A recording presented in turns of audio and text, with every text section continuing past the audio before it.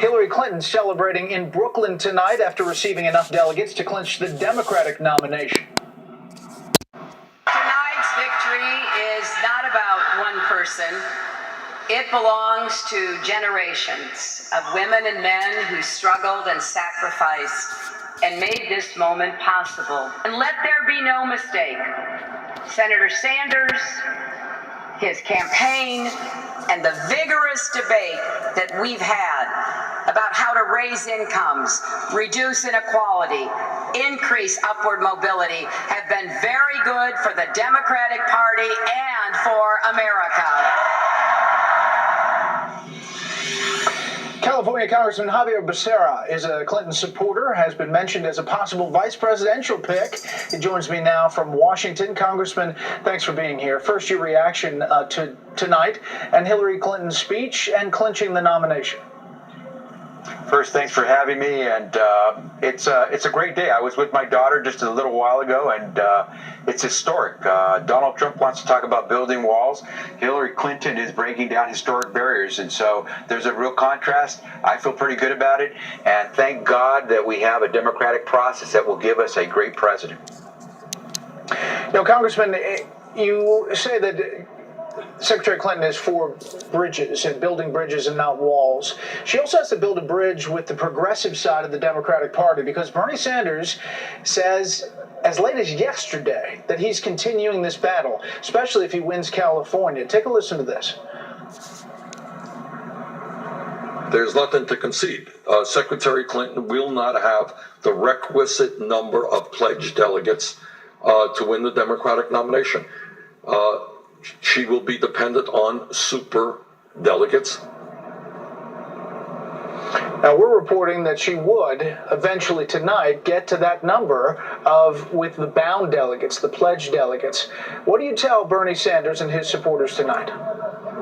I think we tell him he's run a great race. He has animated so many people who many of them would never participated in an election before. He has done a phenomenal job of really focusing on some of those issues that are really important to Americans, the pocketbook issues, and he's got a role to play moving forward.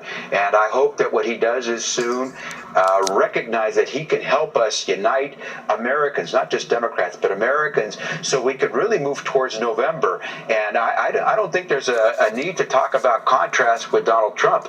Both Hillary Clinton and Bernie Sanders are clearly different people than Donald Trump. And so when Hillary Clinton goes out there as our nominee to talk, and I hope with Bernie Sanders working with her, we're going to have a potent team of people that are ready to move this country forward. So I'm pretty excited about it. And I know a lot of young folks and a lot of progressives, and I consider myself a progressive, are very happy. We've been with Hillary Clinton for a long time. This will be a great election, not just for Americans, for those of us who consider ourselves progressives as well.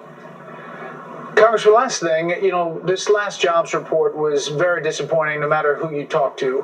And one of the things in this election that Bernie Sanders really hit on is this anxiety about the economy.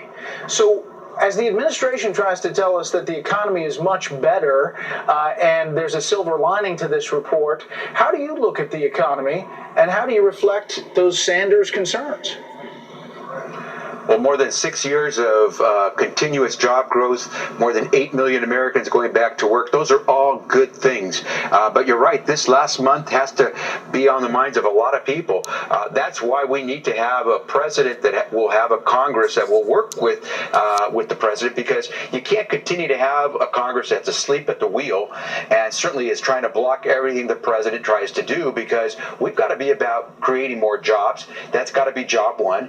And so far, this Congress has not done anything about a jobs agenda. We can't even get Congress to find the funding to help prevent a Zika virus outbreak that could be dangerous for so many Americans, including pregnant women. So my sense is that if we just had a government that could work together so Congress wouldn't obstruct everything that the president wants to do, I think President Clinton will be able to move forward. And that's where I think come November, we will probably see not just Hillary Clinton in the White House, but we're going to see a very different Congress, Senate and House, come November 8th.